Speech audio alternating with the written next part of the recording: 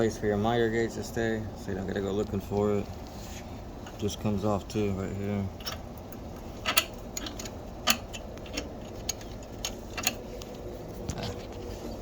Try that again. Oh, this got me earlier. See these little pokey things? See my wrist right there? I was trying to get that styrofoam off. So when you're trying to get this off, I just yeah, just be careful. That's all I had to say. But yeah, you just gotta snap this right in. It comes right out one finger. Just put the 3 prongs down on this side, or 2, and then the 1 in the middle. There's the LED light. This is the pinion system. This lifts up. You can slide it back wherever. And then this moves it too. Let me zoom out. So when you got really good measurements with that neon green, this folds down just by hitting one lever. This metal. So yeah, it's pretty portable.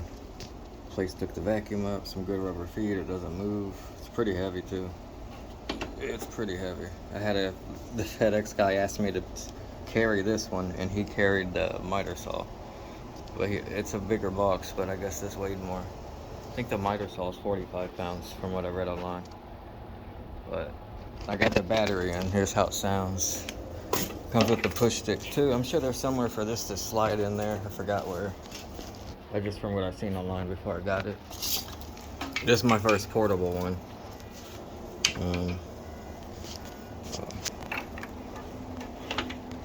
So it's the 8 1/4.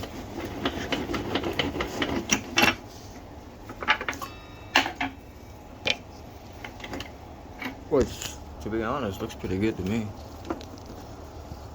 Don't know what I'm on right now.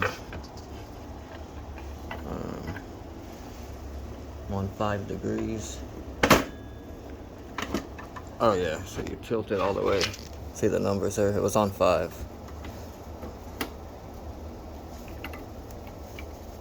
And you lock it in with that one lever. It's locked. It's just hand tightened, doesn't click. And then now you got your max. I don't know if this will go on still. No. But actually, that's not too bad. I don't think I need the 10-inch. I mean, I'm really cutting 2x4s plywood. I can flip a 4x4 over. I'm not cutting a million of them. Let's see. So I got your red button.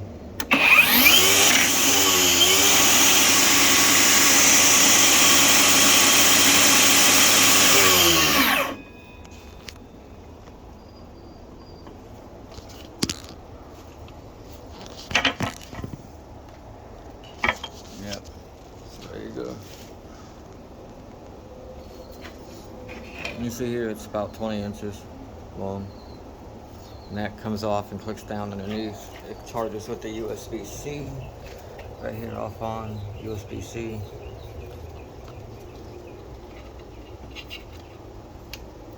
On, off. You know what I mean? And you unclick those. And then you take this, flip it upside down. The same rail you just clicked on, but go up underneath. And get it in the middle, get that groove there. Let's see if I can get it going. See that little groove? Get that around one of the screws when you're blocking it in. And then you can slide it wherever. Lock that in.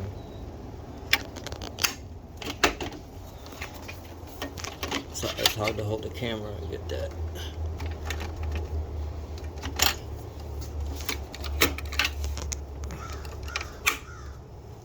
Go. Then you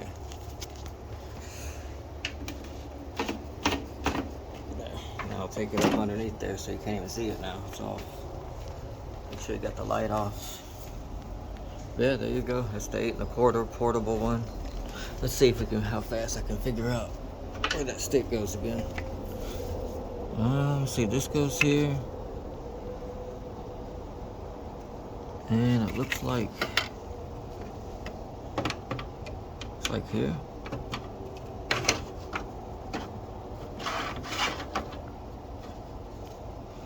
No, I'm guessing there. Yep. Okay. Ah, there's the Allen key there. Change the blade.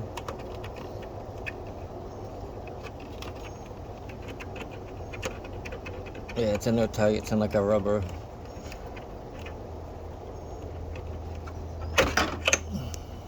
Yeah.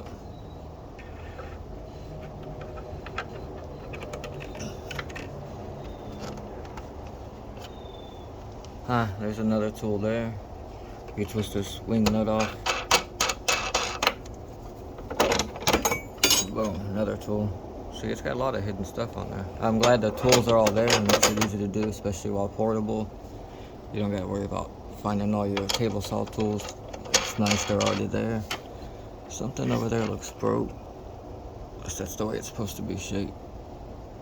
Yeah, I guess it doesn't feel jagged. I guess it's supposed to be like that. We'll see. We're gonna check that out.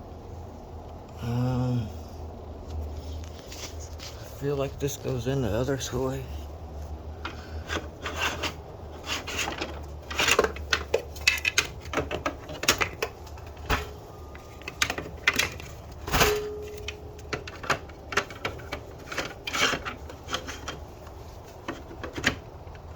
Oh yeah, it goes in like that, and then the handle pokes out, but it's locked in. Yeah, so then you got everything under there. Push stick, got the gauge goes in and out there. You got your wrench, Allen key. You're good. Lower the blade back down a little. Unlock it.